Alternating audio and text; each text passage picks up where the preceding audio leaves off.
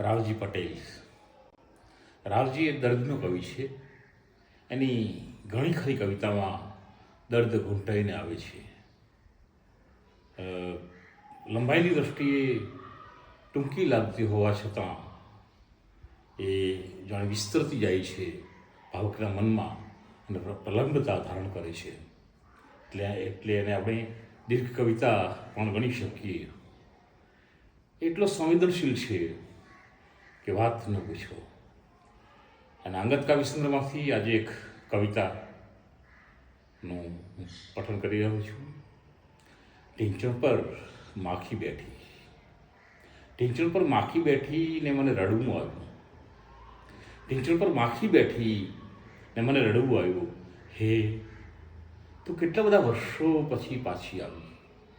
મારા ઢીંચણના કૂવાના ટોડલા જેવા સૂકા ભટ્ટ, મારા ઢીંચણ કૂવાના ટોડલા જેવા સૂકા ભટ્ટ, એની પર કોઈનો સ્પર્શ થતો નહોતો.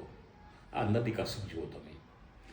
મારા ઢીંચણ કૂવાના ટોડલા જેવા સૂકા ભટ્ટ, એની પર કોઈનો સ્પર્શ થતો નહોતો. ચારામાં ધબકતો, સુકાઈ જતો, તૃણ થઈ જતો, ઉડી જતો. ઝાડ પર બાચકો પોપટ બેસતા અને ખરી જતા. પણ મારા ઢીંચણ તો સાવ ઊંડી વાવ જેવા ખાલી ખાલી. પણ મારા ઢીંચણ તો સાવ ઊંડી વાવ જેવા ખાલી ખાલી. આજે ઢીંચણ પર દિવાળી બેઠી છે. મને થાય છે ચોકની માટીમાં રગડ પગડ આળું. પણ એ તો કેટલા બધા વર્ષો પછી પાછી આવી. આજે કામમાં નથી કરવું. માખી ઉડી જશે તે પછી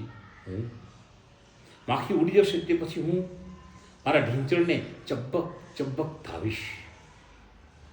બગીચામાંથી સૂર્યમુખીનો ફૂલ ચૂંટીને એના પર મૂકીશ. માખી ઉડી જશે તે પછી હું મારા ઢીંચણને ચબ્બક ચબ્બક ધાવીશ. બગીચામાંથી સૂર્યમુખીનું ફૂલ ચૂંટીને એના પર મૂકીશ. આ પૃથ્વી પરની એક માખીને પણ મારો ઢીંચણ મીઠો લાગે પછી મને રડવું કેમ ના આવે. ઢીંચણ પર માખી બેઠી ને મને રડવું આવ્યું. હે, તો કેટલા બધા વર્ષો પછી પાછી આવી. તો આ રાવજીની કસક, રાવજીની પીડા છે. એ પીડા કેટલી તીવ્રતાથી વ્યક્ત થઈ છે આ કવિતામાં, એ તમે સમજી શકો એમ છો. થેન્ક યુ વેરી મચ મિત્રો. આભાર સૌનો, ખૂબ ખૂબ આભાર. અંગદ કાવ્ય સંગ્રહ. Thank you.